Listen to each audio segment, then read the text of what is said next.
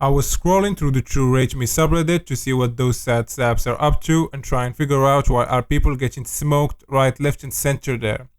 Men and women who should be 7s are getting 6, people who are 6 are getting 5, and people who are average, well, God help them. Looking at this woman's face, she has solid features and she looks good. Nothing special, but she looks good. She still got 4.5 out of 10.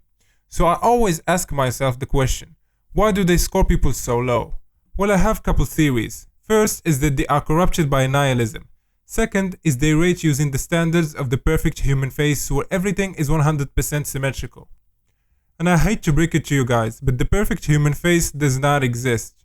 Your favorite celebrities, young Johnny Depp, Leonardo DiCaprio, Brad Pitt, none of them had the perfect face.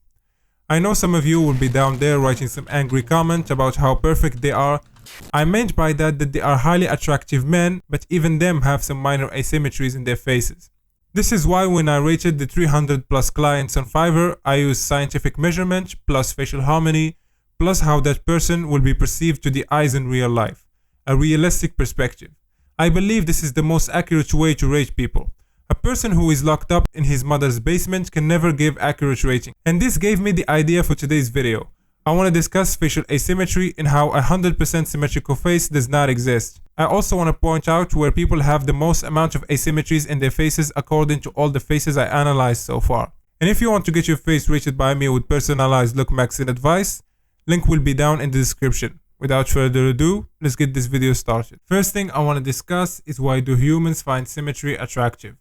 Well, there is two theories that might answer that question for us. The evolutionary advantage theory and the perceptual bias. The evolutionary advantage theory proposed that symmetrical faces are perceived as more attractive because the symmetry indicates good genetic health in an individual. Everyone's genes are designed to develop a face perfectly symmetrical. But as we grow, develop, and then age, disease, infections, and parasites cause imperfections in our appearance. Thus, those that have less asymmetry and imperfections are perceived as having better and stronger immune systems to withstand the infections and parasites that occur naturally. So symmetry is a good indicator of a person having good genes to pass on to their offsprings. Under the evolutionary advantage view of symmetric preferences, we have evolved to prefer symmetry and perceive it as attractive because over human history, we have consistently and constantly preferred healthier individuals for mates. In summary, the evolutionary advantage view suggests that attraction to symmetrical individuals reflects an attraction to healthy individuals who would be good mates. This is theory number 1. Let's move on to theory number 2. Perceptual bias. The theory suggests that the human visual system may be hardwired in a way that makes it much easier to process symmetrical stimuli than asymmetrical stimuli. If this is true, the ease of processing symmetrical stimuli would cause us to naturally prefer them to asymmetrical stimuli. Under this view, preferences for symmetrical faces would be no different than any other object. So according to this, as well as preferring symmetrical faces, humans would also prefer more symmetrical objects of any kind. This has been supported as it has been found that people much prefer symmetrical pieces of abstract art and sculptures to asymmetrical ones. In my opinion, both of these theories seems correct to me. Especially the second one, for example, when I rate a face that have very good symmetry, it's like my subconscious picks on that first before I do any measurements. And when I do the measurements, it turns out that my subconscious mind was correct. The face when measured turns out to be fairly symmetrical.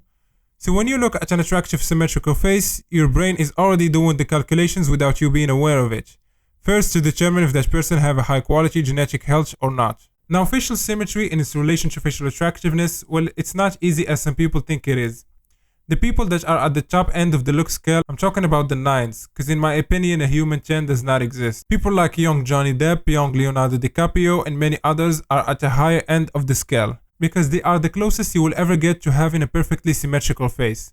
In fact, their minor asymmetries are so little that the human brain simply cannot pick them up, unless you have mathematically broke down the face. So yeah, symmetry plays a role, but again, there are plenty of attractive people with asymmetrical faces. Meryl Streep, for example, her nose is asymmetrical. It is tilted to the left more, making one nostril seem bigger than the other, and the left side of the jaw is lower than the right side, with the mouth slightly offset to the right. The departed actor Paul Walker have one eye sitting higher than the other. Henry Cavill have slightly higher amounts of upper eyelid exposure on the left than the right. Rosie Huntington also have one eye higher than the other. All of these are minor asymmetries that you will not notice unless you do what I do or you look very hard for them. And these little flaws, in my opinion, instead of hurting the person's attractiveness, I think it adds to the uniqueness of the face. Asymmetries start to hurt your attractiveness when they are noticeable. For example, if the first thing I notice when I look at your face is how crooked your jaw looks or how uneven the eyes or lips are, then yes, asymmetry will turn on you, hurting your general attractiveness. So it depends on the severity of the asymmetry we are talking about. From all the faces I have rated so far, I noticed that most people have asymmetries in their jaw the most, eyes second, lips third, and nose and other features last. But I don't have a lot of data to give a super accurate answer. I'm working with what I have so far. Most people have one side of the face more developed than the other one, especially in the jaw area. You find one side more lifted and defined, or you find one side fuller than the other one. But these asymmetries aren't as noticeable, and they are usually caused by chewing on one side more than the other, causing the masseter muscle to be more developed on that side. This can also be caused by sleeping on one side of the face more than the other. Crooked jaws were rare in the faces I rated. These are usually caused by misaligned teeth, TMJ, trauma, or birth defect. Crooked jaws also causes uneven asymmetrical lips. The second highest asymmetries counted goes to the eyes. I noticed that some people have a neutral canthal tilt in one eye and the negative canthal tilt in the other, or positive canthal tilt in one eye and neutral canthal tilt in the other one. I also noticed that a lot of people have uneven upper eyelid exposure. You usually find one eye having more upper eyelid exposure than the other one, or you find one eye sitting higher than the other. Same goes to the eyebrows. You find people with a brow raised higher than the other, or you also find eyebrows with different tilts. For example, one eyebrow with a positive tilt and the other one with a neutral tilt. If you ever find yourself angry when you take a selfie and you find one eye bigger or smaller than the other, it's probably because one eye have less upper eyelid exposure than the other one. And I also noticed that a lot of people had small amounts of asymmetries in their lips, but those were unnoticeable, nothing too serious. And the least amount of asymmetries were found in the nose. Only a small number of people had a nose where one nostril is bigger than the other one, or the nose was tilted toward the right or the left. Of course, there are other asymmetries that the face might have. I just stated the most common one that affects the face as a whole. So in conclusion, the perfect 100 symmetrical face does not exist. Symmetry does matter in attractiveness. People can still be attractive with minimal asymmetry because it adds character to the face, but noticeable or very severe asymmetry does hurt your attractiveness. That's it for today's video. Hope you guys enjoyed it. Don't forget to like and subscribe, and like usual, catch you guys in the next one.